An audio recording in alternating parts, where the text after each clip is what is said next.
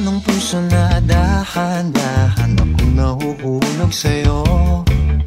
Sa kada araw natin na pag-uusap, meron nang namumuo.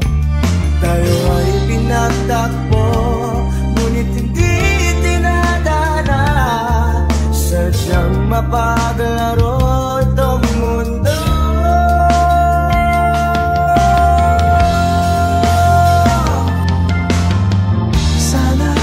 Sana naman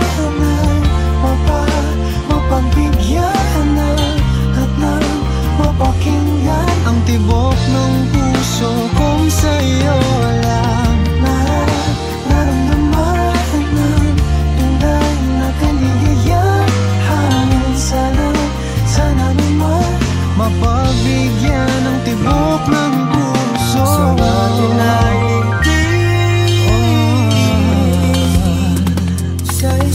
isa. Ngunit biglang katahimikan, wala namang matandaan na nasabi baka sakaling ika'y aking nasaktan. Bigla na lamang